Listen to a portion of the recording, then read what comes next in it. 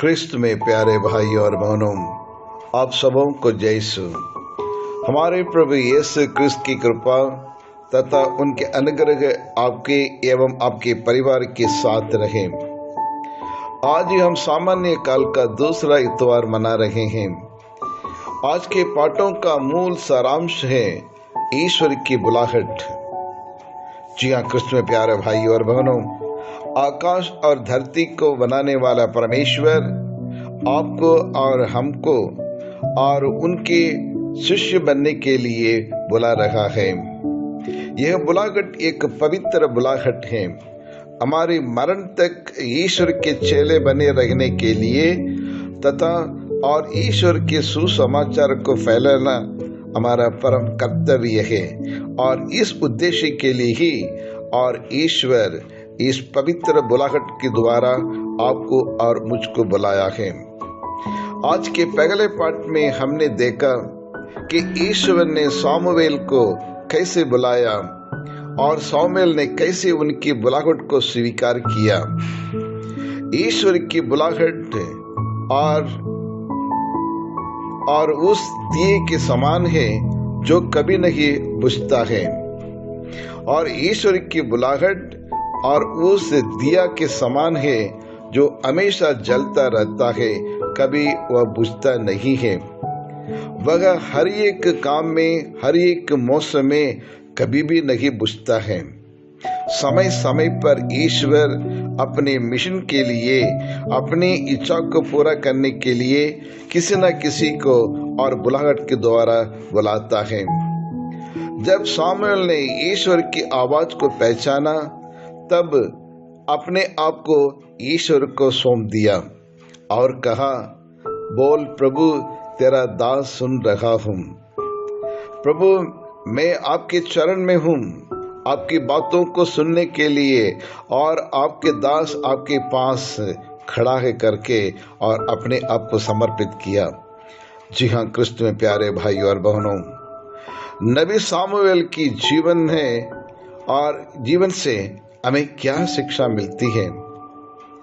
पहला, हम में से हर एक व्यक्ति को ईश्वर उनके कार्य को उनके विशेष मतलब के लिए और उनके विशेष मिशन के लिए और हम सबको बुलाता है। अपनी मुक्ति योजना के अनुसार सुसमाचार को फैलाना और अपने जीवन में, अपने घर में, अपने परिवार में, अपने समाज में इस राज्य की स्थापना करने के लिए प्रभु आपको और मुझको बुलाता है। दूसरा, जिस प्रकार ईश्वर एली की आवाज में कहकर सामुएल से बातचीत की, उसी तरह आज ईश्वर कई लोगों के द्वारा हमसे बात करते हैं और अपने अंदर आत्मा के द्वारा या फिर सघम मनुष्यों के द्वारा या फिर प्रत्येक दिन में घटित घटना के द्वारा, प्रकृति के द्वारा ईश्वर हमें बुलाता है और हमसे बातचीत करता है।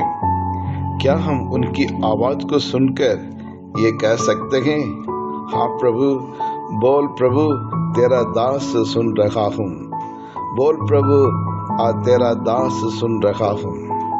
तीसरी शिक्षा, सामुएल की तरह हम सब अपने अपने बपतिस्मा के द्वारा नबी बनने के लिए बुलाए गए हैं और साथ साथ ईश्वर और मनुष्य के लिए एक पवित्र जीवन बिताने के लिए, एक दूसरे की सेवा करने के लिए भी हमें बुलाया गया है। जी हाँ, क्रिस्त में प्यारे भाई और बहनों, आज के सुसमाचार में ये पहला प्रेरित के बारे में बतलाता है। आज के सुसमाचार पहला प्रेरित के बारे में बतलाता है और वह है एंड्रू। जब यूहन्ना बपतिस्ता के साथ रहकर बहुत कुछ सीखा, और जब यूहन्ना बपतिस्ता ने कहा, देखो ईश्वर का मेमना जो संसार के पाप हर देता है, तब से और एंड्रू यीशु के चेले बन गए हैं। यीशु पर विश्वास करने लगे और ईश्वर को, प्रभु यीशु को बारीक से अनुभव करने लगा। यही प्रेरित पहली बार प्रभु यीशु को मसीहा कहकर पुकारने लगा। जी हाँ, क्रिस्त में प्यारे भाई और बहनों, ईश अनुभव कितना है और उनका ईश अनुभव बेशुमार था और ईश्वर को पूरे हृदय से और उन्हें स्वीकार किया है। इसलिए ये कह सकता था कि देखो यही मसीहा करके।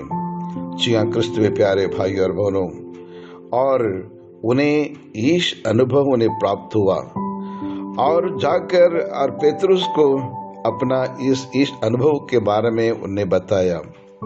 He was very close to God and a human being, यानी दुख तकलीफ में साथ देता था, प्रभु पर गहरा विश्वास करता था और इतना ही नहीं, आसपास के गैर क्रिस्तियों को भी ईश्वर के पास लेके आता था। हर मनुष्य के साथ एक अच्छा रिश्ता बनाता था। इसलिए योहन सुसमाचार अध्याय 6 और पद संख्या 9 कहता है, यहाँ एक लड़के के पास जो कि 5 रोटी या 2 मछलियां हैं। जी हाँ, क्रिस्त में प्यारे भाई और बहनों, जो अपने पास था उसको पहचाना और उसे ईश्वर के पास लेके गए। उसी से ईश्वर ने बहुत बड़ा चमत्कार किया है। इतना ही नहीं, और उन्होंने गैर क्रिस्तियों को ईश्वर के पास ले आया है, यानी कई अन्य धर्म के लोगों को ईश अनुभव प्राप्त करने के लिए प्रभु यीशु के पास लेके आए हैं। हजारों और लाखों लोग प्रभु यीशु के पास आकर यीशु की शिक्षा को ग्रहण करके और उनके शिष्य बन गए थे। इस प्रकार अनेक देश, विभिन्न देश में जाकर और ईश्वर का सुसमाचार सुनाया, गैर क्रिस्तियों के ईश्वर के पास लाए और वो सब उनको मुक्ति दिलाए। और इसलिए और रोम के राजा सम्राट नीरो और उन्होंने इनको मार डालना चाहते थे और इसलिए एंड्रू को पकड़कर और ये क्रूस एक्स शेप में ये क्रूस बना के उसमें एंड्रू को उल्टा ठोक दिया और 3 दिन तक और उसमें तड़पते रहे। और एंड्रू को और उल्टा टांगने के कारण बहुत परेशानियां होती थी, लेकिन उसके बावजूद भी और ईश्वर के कार्य बंद नहीं हुआ। ईश्वर के कार्य को, ईश्वर के सुसमाचार सुनाने में और कोई प्रॉब्लम नहीं हुई थी और जितने भी लोग उन्हें देखने आते थे उन सबों को सुसमाचार के बारे में सुनाता था। प्रभु यीशु मुक्तिदाता है करके और दूसरों को बताते रहे और 3 दिन के बाद और मर चुके हैं। जी हाँ, क्रिस्त में प्यारे भाई और बहनों, यही एक सच्चा प्रेरित है, यही यीशु के सच्चा चेले हैं और यही बुलाहट है जिस बुलाहट के द्वारा अपने जान देने के लिए और प्रभु यीशु के पास और लाखों करोड़ों लोगों को लेके आए हैं। ये एक ना बुझने वाला दिया है, ना बुझने वाली दीप है और ये प्रभु यीशु के लिए मर मिटने के लिए एक अच्छे, एक सच्चे और शिष्य बन गया था।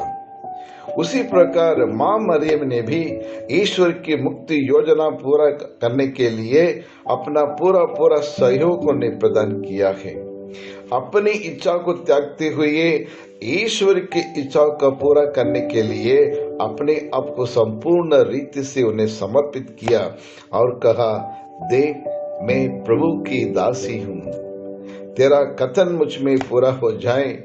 मेरी इच्छा नहीं, मेरी आशा नहीं और मेरे जो मैं चाहता हूँ ये दुनियादारी नहीं, लेकिन हे ईश्वर आपके लिए, आपकी योजना को, आपके मुक्तिदाता के संसार में लाने के लिए मैं पूरा सहयोग देने के लिए मैं तैयार हूँ करके अपने आप को और मां मरियम ने समर्पित की।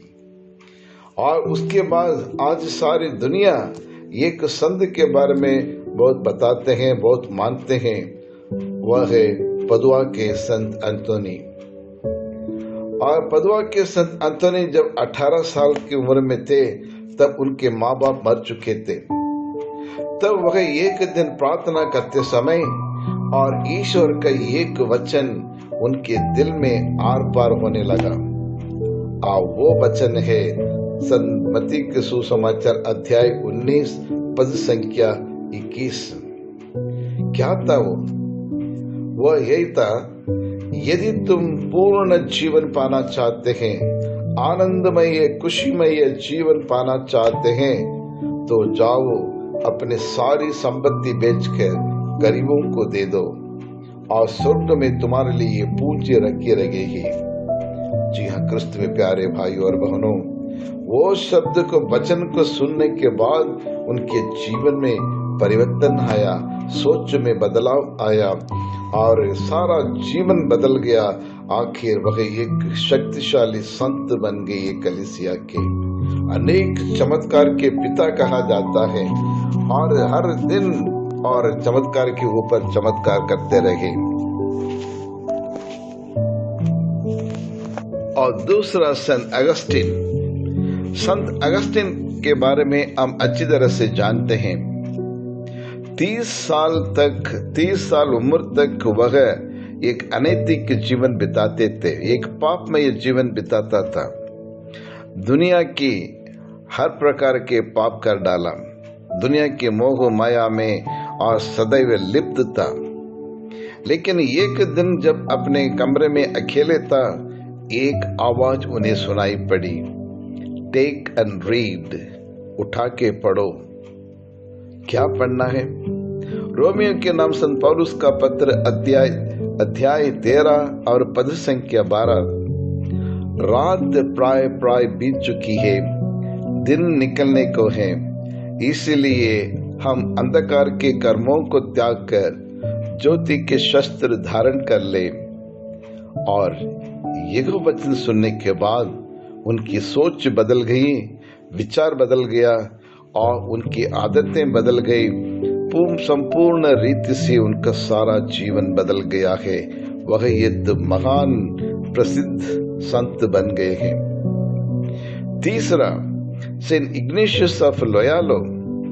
वह एक धनी व्यक्ति था, वह एक सैनिक सोल्जर था, उनके पास बेशुमार धन दौलत था। लेकिन जब उन्होंने और ईश्वर की एक वचन को सुनने के बाद उनका जीवन भी बदल गया। कौन सा वचन था? संत मत्ती के सुसमाचार अध्याय 16 पद संख्या 25। मनुष्य को इससे क्या लाभ है यदि वह सारा संसार प्राप्त कर ले लेकिन अपना जीवन गंवा ले। यानी मनुष्य को इससे क्या लाभ है, वह सारे संसार को अपने मुट्ठी में कर ले और धन दौलत, नाम, प्रसिद्धि, शिक्षा, पद और सब कुछ ग्रहण करने के बावजूद भी यदि अपनी आत्मा को खो देता है तो फिर कोई मतलब नहीं है। और ये सुनने के बाद उनका और विचार बदल गया है और यीशु समाज की उन्हें निर्माण किया है। जी हाँ क्रिस्त में प्यारे भाइयों और बहनों, और चौथा और इस 21वीं सदी के संत कहा जाता है मदर तेरेसा। 1946 में अगस्त 16 तारीख को जब कोलकाता से दार्जिलिंग और ट्रेन में जा रही थी और रिट्रीट अटेंड करने के लिए जा रही थी, तब ईश्वर ने उनको और एक ईश्वर की आवाज उनके हृदय में बोलने लगा। क्या आवाज थी? और ईश्वर की आवाज ने उनसे ये कहा, मैंने तुमको गरीबों से गरीबों की सेवा करने के लिए कोलकाता के उस झुग्गी झोपड़ी के पास जाओ। मैं तुम्हें एक लोरेटा स्कूल के प्रिंसिपल बनने के लिए और इस संसार के और सुख सुविधाओं को और अनुभव करने के लिए नहीं बुलाया है।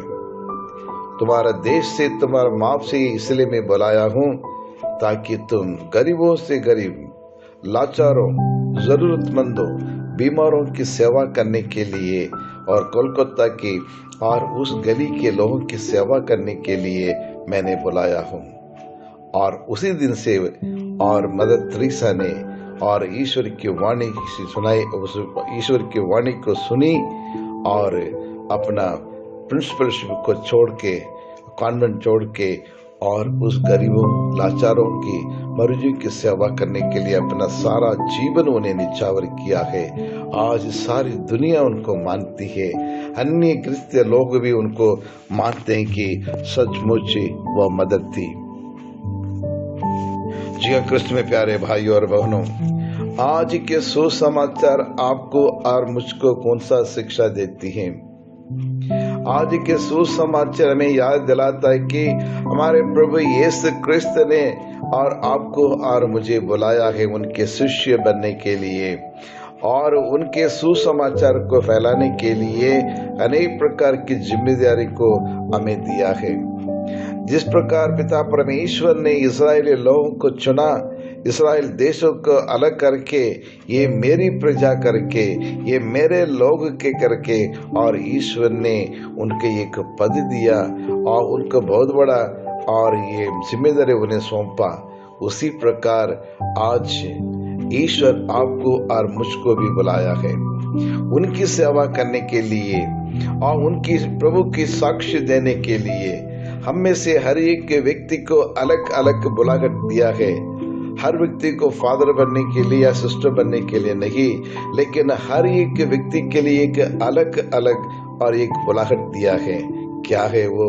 किसी को टीचर, किसी को पत्नी बनने के लिए, किसी को पति बनने के लिए, किसी को कर्मचारी बनने के लिए, किसी को पल्लीवासी बनने के लिए, किसी को ऑफिस में काम करने के लिए, किसी को डॉक्टर, किसी को एडवोकेट बनने के लिए या फैक्ट्री में काम करने के लिए। और ईश्वर ने बुलाया है। हर एक व्यक्ति को एक मिशन दिया है, एक जिम्मेदारी दी है, कर्तव्य दिया है, उसे हमें पालन करना जरूरी है। और इन पदों के द्वारा हम शांति और अमन, एकता, प्यार, भाईचारा और क्षमादान का राज्य बना सके, अच्छे परिवार बना सके, अच्छी पल्ली बना सके, अच्छे समाज बना सके, अच्छे देश को निर्माण कर सके। और इसलिए ईश्वर ने हमें कई प्रकार की जिम्मेदारियों को दी है। क्या हम उसको पालन करते हैं? क्या हम अपनी जिम्मेदारियों को हम जानते हैं? जरा मनन चिंतन करके देखें। हे पिता परमेश्वर, हम आपको धन्यवाद देते हैं प्रभु। हर दिन हमें बचाने वाले परमेश्वर तू ही है प्रभु।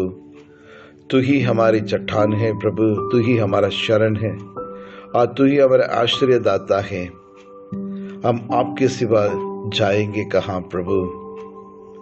हमने इस संसार में, सारे संसार में ढूंढ डाला है प्रभु, लेकिन कहीं भी हमें सुख शांति नहीं मिलती है। लेकिन जब हम आपके चरण में हाथ टेकें, आपके सानिध्य में, आपके दरबार में हमें सुख शांति समाधान मिलता है प्रभु। उसके लिए हम आपको कोटि कोटि धन्यवाद देते हैं। सारी दुनिया और ये कोविड-19 से भयभीत है, लेकिन आपने आज तक हम सबों को संभाला है प्रभु, हम सबों को चंगाई प्रदान किया प्रभु। उसके लिए भी हम आपको धन्यवाद देते हैं और आशा करते हैं प्रभु यीशु, और आने वाले समय में भी आप हमेशा हमारे साथ रह जा। हमारे सारे दुखों को दूर कर हर प्रकार की बीमारियों से हमें छुटकारा दिला दे।